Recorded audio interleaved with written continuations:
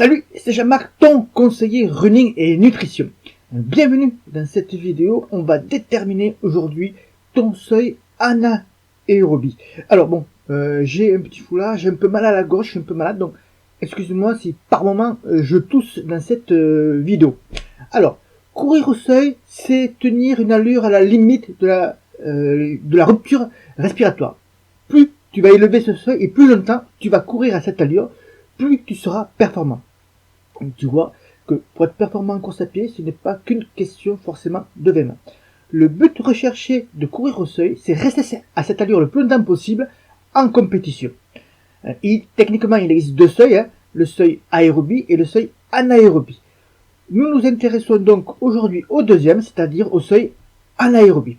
Le seuil anaérobie est marqué par une concentration de lactate dans le sang qui est plus importante et qui va aller jusqu'à 4 mmol par litre de sang, bien sûr. Tu es alors au point de rupture et d'équilibre. Au-delà, tu rentres dans le rouge. C'est-à-dire que la production de lactate est supérieure à leur élimination. Donc tu produis plus de lactate que tu peux en éliminer. Du coup, tes performances en allure, en vitesse, course à pied baissent. Tu as les jambes plus lourdes. Tu as un essoufflement très prononcé. Et on va aujourd'hui voir comment on peut déterminer de manière objective ton seuil anaérobie. Alors, la fausse solution, c'est de déterminer ce seuil de manière plutôt en passant par une formule théorique. Tu as certainement vu des applications, tout ça, qui te permettent de déterminer tes différents seuils, déterminer par rapport à ta vitesse de VMA, tout ça, et de connaître tes différents seuils ou types d'allure. Mais les formules théoriques ont un souci, c'est que ça concerne la masse des coureurs, donc c'est une moyenne qui englobe la masse des coureurs. Et comme tu sais, chaque coureur est différent. Donc, ce que tu as vraiment besoin, c'est de le calculer avec un test terrain, et ce que je te propose dans cette vidéo. Je t'en donne 3. 2 sont vraiment très difficiles d'accès à tous les coureurs. C'est vraiment plutôt réservé, on va dire, à une élite. Et 1 est réalisable par tous. Et tu verras que tu n'as pas besoin de beaucoup de matériel pour le faire.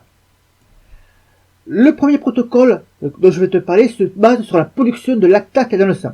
Alors, tu as déjà vu un labo ou sur la piste des coureurs souvent élites dont on prélève, tu sais, une goutte de sang en plein milieu d'un effort.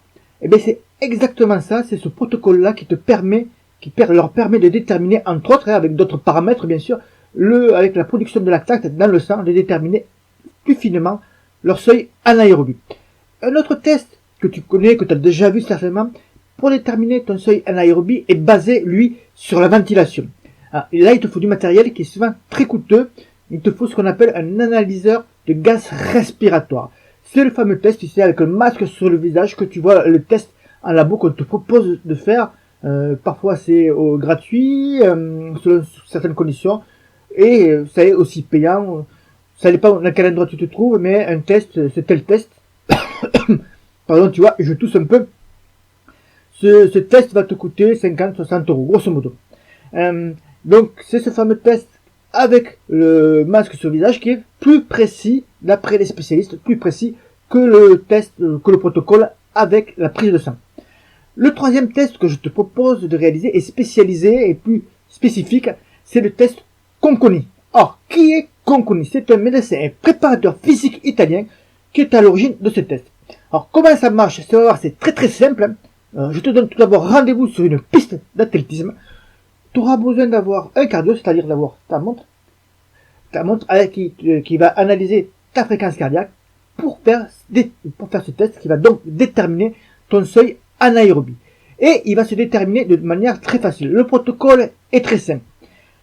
Tu fais un échauffement de 20 minutes en endurance. Alors, en endurance, c'est A1, A2 pour les membres de nos programmes. Parce que ces vidéos sont faites aussi, surtout pour les membres de nos programmes. Tu augmentes ta vitesse de course après ensuite de 1 km/h tous les 400 mètres jusqu'à épuisement. Donc 20 minutes en endurance et après tu es sur ta piste et tous les 400 mètres tu augmentes cette vitesse de course de 1 km/h jusqu'à épuisement, jusqu'à ce que tu puisses plus pas courir mais que tu puisses plus aller plus vite. L'objectif de ce test est très simple. On va d'abord essayer de corréler ta fréquence cardiaque avec ta vitesse de course. Moi personnellement, tu peux se faire ce test tout seul. Alors, soit tu le fais accompagné d'une personne qui, tous les 400 mètres, va relever ta fréquence cardiaque. C'est possible, ou alors tu le fais tout seul et puis tous les 400 mètres, tu lances un laps de tour, ou alors tu peux faire autre chose aussi, maintenant que c'est possible avec n'importe quelle montre GPS, tu enregistres la séance au préalable, elle est très simple à enregistrer, il n'y a que quelques étapes à faire, hein. Donc 20 minutes en endurance, je le répète, et tous les 400 mètres, une augmentation de 1 km/h jusqu'à épuisement. Donc tu peux mettre jusqu'à 18-19 km/h si tu veux, hein, même si tu sais que tu vas pas le tenir, et t'arrêtes la montre au moment précis. Je te conseille donc de faire ce laps de tour tous les 400 mètres. Ensuite, tu en auras en fait besoin pour analyser ta courbe comme dans le graphique qui s'affiche sur l'écran. Alors, je passe sur mon deuxième écran, sur un autre écran pour que je t'explique comment tu vas analyser cette courbe. Tu vois, je te l'ai mis là, c'est le test qu'on connaît. C'est très très simple en fait à analyser. Tu as une augmentation des km/h et tu as une augmentation sur la gauche, sur la partie qui monte donc verticale, la fréquence cardiaque. Sur la barre horizontale, tu as tout simplement l'augmentation par km/h et tu vois que ta fréquence cardiaque augmente au fur et à mesure que la vitesse augmente. Et tu arrives à un certain point où justement tu as une inflexion, où tu as la courbe qui montait comme ça et qui va avoir un petit hop, une petite bosse et qui va partir un peu plus latéralement plutôt que verticalement. Ce point-là, ce point précis, c'est tout simplement ton seuil anaérobie. Dans l'exemple ici que je te montre, on est aux alentours, on va dire, grosso modo, de 4 minutes 15, 4 minutes 14 secondes au kilomètre. Pour cet exemple-là, c'est grosso modo le résultat, le test, le seuil anaérobie de cette personne qui a passé le test. Alors, une fois que tu connais ce test qui est vraiment très facile à faire et très facile à mettre en œuvre, d'ailleurs, je t'invite à le faire, à le réaliser, tu vas voir, c'est très sympa à faire, ça va te faire en plus une petite séance, on va dire, de fractionner, et tu me laisseras ce que tu en penses de ce test dans les commentaires de la vidéo. Si tu as déjà fait ce test, tu peux directement, bien sûr, laisser ton commentaire, et on en discutera avec plaisir. Alors, une fois que ça t'a fait ce test, et bien maintenant, tu sais que pour augmenter ton seuil anaérobie, il faut que tu saches d'abord qu'il est en fonction de ton entraînement et de ce que tu fais à l'entraînement. Mieux tu seras entraîné, plus tu repousseras les limites de ce seuil anaérobie.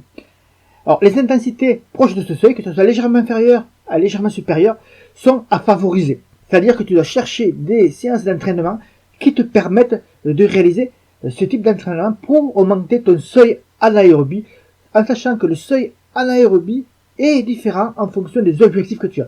Ce ne sera pas le même pour un 10 km que pour un semi-marathon, par exemple. Mais pour réaliser ça, il faut que tu prennes en compte quelque chose qui est très important. Tu dois avoir un entraînement équilibré et bien structuré, car tu ne peux pas te contenter de faire ce type de séance durant tes semaines d'entraînement. Il te faut bien sûr un peu de VMA, du renforcement musculaire, etc. Je te le montre comment bien le faire dans la fabrique à coureurs. Tu as le lien ci-dessous, où c'est que je t'apprends en 7 étapes très simples à réaliser toi-même tes propres plans d'entraînement et à être autonome. Tu verras, tu n'as pas besoin d'être un entraîneur pour d'une équipe de France, etc., ou d'avoir fait des hautes études au niveau de la biologie ou de l'entraînement sportif. Il y a des principes à respecter en course à pied, des vieux principes qui ont été améliorés, boffinés au fil et à mesure des années, je ne vais pas dire des siècles, mais ça fait plus de 30-40 ans que les chercheurs, je pense, sur comment améliorer les performances en course à pied. Et là, tu as la synthèse de ce que tu dois faire, qui est mise à jour si est nécessaire. Mais là, tu vas retrouver exactement ce que tu dois faire durant tes semaines d'entraînement en 7 étapes simples. Tu auras 57, 58 séances à ta disposition. Je vais t'apprendre à faire des plans d'entraînement équilibrés. Tu as 7 étapes simples à suivre. Ça, c'est dans le lien ci-dessous pour aller voir les étapes à réaliser. Je t'invite donc à cliquer sur le lien ci-dessous. J'aurais pas tenu, j'aurais finalement toussé une deuxième fois. Si tu es intéressé donc pour savoir comment faire tes plans d'entraînement et arriver à réaliser de belles performances en course à pied par toi-même, mais en suivant surtout des bons principes en course à pied qui vont t'amener d'un point A à un point Z sans oublier les étapes B, C, D, E, F, etc. Alors, la fabrique des coureurs est pour toi. Je t'invite donc à cliquer sur le lien ci-dessous. Si tu as des commentaires sur cette vidéo, eh bien, je te propose de le faire en dessous également. Je te dis donc à bientôt, bon run et bye bye.